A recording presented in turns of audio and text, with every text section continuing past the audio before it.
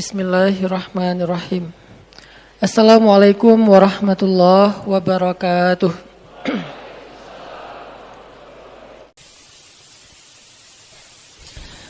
Teman-teman yang dirahmati Allah Subhanahu wa taala, hari ini kita akan membahas tentang salah satu di antara ciri orang yang sabar. Salah satu di antara sifat sabar itu, karena sabar adalah lebih dari setengah dari keimanan. Kalau para ulama menyebutkan hadis ada 60-an cabang iman, hampir seluruh cabang iman itu diraih dengan kesabaran. Hampir seluruh cabang iman itu, atau bahkan seluruh cabang iman itu diraih dengan kesabaran. Dan orang yang beriman itu ciri khas yang paling melekat di dalam dirinya itu adalah sabar. Tidak mungkin seseorang disebut beriman kalau dia tidak memiliki sifat sabar. Dan sifat sabar yang paling jelas dan paling tampak itu ada pada diri orang yang beriman. Sehingga kalau kita membaca ayat-ayat tentang bagaimana Allah menguji seseorang keimanannya benar atau tidak, selalu ayatnya itu tentang bagaimana Allah menguji kesabarannya. Allah kalau pengen lihat orang itu imannya benar apa enggak, maka Allah akan melihat kesabarannya.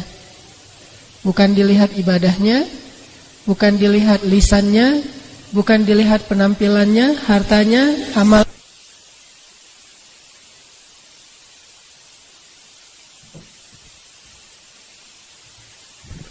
Cek. Allah tidak melihat kepada penampilannya, tidak melihat kepada amal-amal yang sifatnya nafilah atau yang sunnah yang dia lakukan, tetapi Allah melihat kepada kesabarannya. Teman-teman bisa cek nanti, yang paling jelas tuh ada di dalam surat Al-Ankabut 1 lembar pertama. Itu jelas banget. Allah kalau pengen tahu, pengen ngelihat, pengen ngebuktiin seseorang itu imannya benar apa enggak, maka Allah akan mengujinya dan melihat kesabarannya sejauh apa. Sehingga hal yang sangat penting untuk kita pelajari kalau kita pengen jadi seorang mukmin sejati, sampai kita mendapat gelar ulaika humul mu'minuna haqqan, sampai dapat gelar mukmin yang benar. Ulaika humus shadiqun, mukmin yang jujur. Radhiyallahu anhum wa radu'an, Allah ridha kepada mereka dan mereka ridha kepada Allah. Kalau kita pengen ngedapetin gelar ini di akhir hayat kita, dan Allahu a'lam, maka yang harus kita tunjukkan dalam hidup kita itu adalah sifat sabar. Di antara sekian banyak contoh-contoh sifat sabar yang ada di dalam kajian Islam, salah satunya adalah ciri orang yang sabar itu tidak mudah tersinggung, gak gampang baper. Itu ciri orang yang sabar. Gak semuanya tuh pakai perasaan. Tapi kalau gak pakai perasaan juga susah sih. Tapi jangan berlebihan lah. Karena kalau terlalu ngebaper, nanti lama-lama kita akan jadi orang yang selalu memakai kaca pembesar, gak pernah pakai cermin. Orang kalau sering pakai kaca pembesar, yang kecil jadi besar kan ya, yang kabur-kabur jadi jelas. Tapi kalau dia pakai cermin, dia hanya akan melihat dirinya, kekurangannya, sehingga dia bisa memperbaiki dirinya. Salah satu di antara ciri orang yang sabar, yang Allah katakan, ya ayyuhalladzina amanu sabiru, wahai orang yang beriman, bersabarlah. Perintah Allah untuk bersabar tuh sama kayak aqimus shalah wa atuz zakah, dirikan salat dan tunaikan zakat. Allah juga memerintahkan kepada orang yang beriman untuk bersabar, tapi perintah bersabar 2 kali diulang-ulang dalam satu ayat. Jarang banget ada Allah mengatakan di dalam satu ayat, wahai orang yang beriman, dirikanlah salat dan dirikanlah salat. Yang ada dirikanlah salat dan bersabarlah atasnya. Atau beribadah kepada Allah dan bersabarlah atasnya. Tapi jarang Allah mengatakan satu perintah yang sama berurutan di dalam satu ayat kecuali perintah sabar. Ya ayyuhalladzina amanu sabiru wasabiru. Wahai orang yang beriman, bersabarlah dan kuatkanlah kesabaran kalian. Seolah-olah Allah mengatakan gini, bersabarlah, ya Allah, tapi saya udah sabar. Ya udah, kuatin lagi kesabaran kamu, gitu. Jadi nggak ada cerita, sabar juga kan ada batasnya. Sebetulnya sabar bukan ada batasnya, sabar ada tempatnya. Kalau di tempatnya, maka sabar aja terus tanpa berbatas. Allah lah yang menentukan batasnya kapan. Sebagaimana Allah juga menentukan ajal setiap segala sesuatu.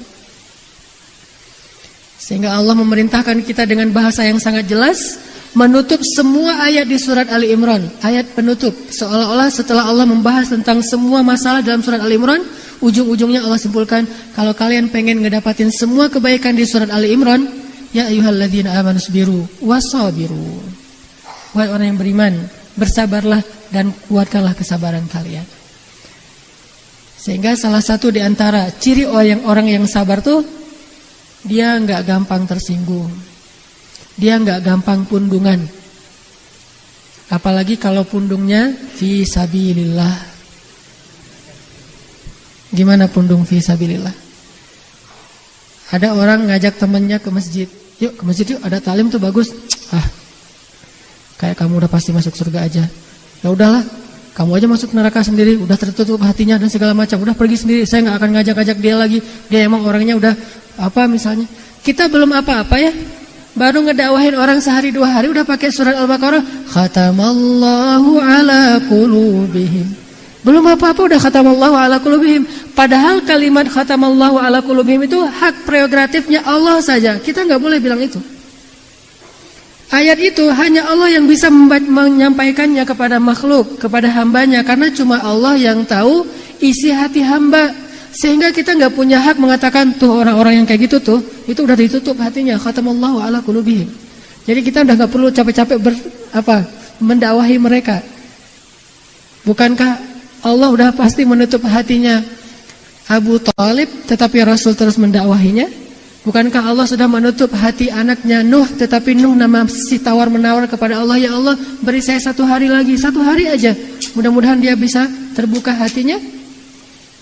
Tapi karena kita pundung fi sabilillah, baru sekali 2 kali kita ngajak teman kita ngajak istri kita, ngajak suami kita, baru sekali 2 kali kita mengajarkan mereka tentang kebaikan, lalu mereka menolak mentah-mentah, langsung kita tidak sabar, lalu pundung dan tidak mau lagi mengajak mereka kepada kebaikan. Apa kata Allah di akhir surat Al-Qalam? Wala takun kasahibil hut. Janganlah kamu seperti orang yang dimakan ikan. Allah nggak mau menyebut namanya untuk menutupi aibnya. Janganlah kamu, ini etika Allah, bukan menutupi aibnya, maaf, etika Allah kepada nabinya. Wala takun kasahibil hut.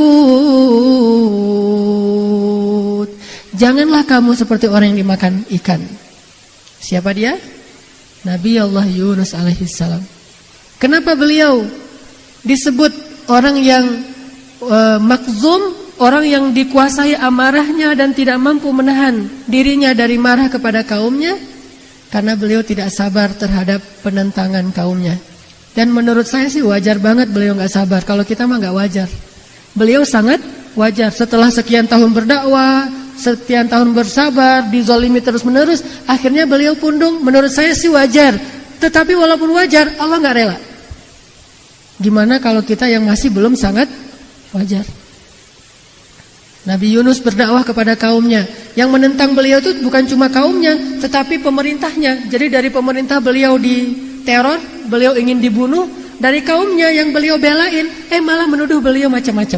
Jadi seolah-olah kita lagi ngebelain teman kita, orang lain menghujat-hujat kita, teman yang kita belain juga ikut menghujat kita.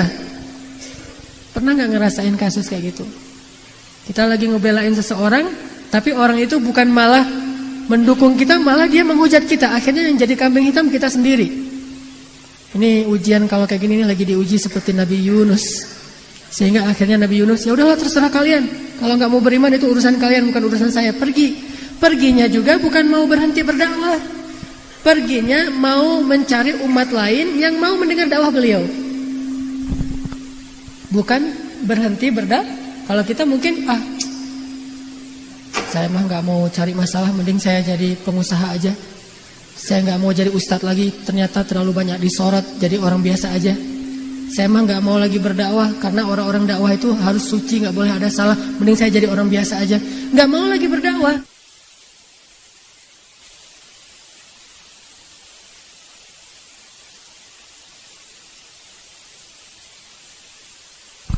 Sabar ya.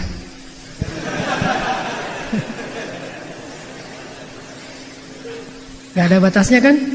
Ya udah biarin aja deh. Sabar ya, dengerin yang kayak gini-gini. Cek.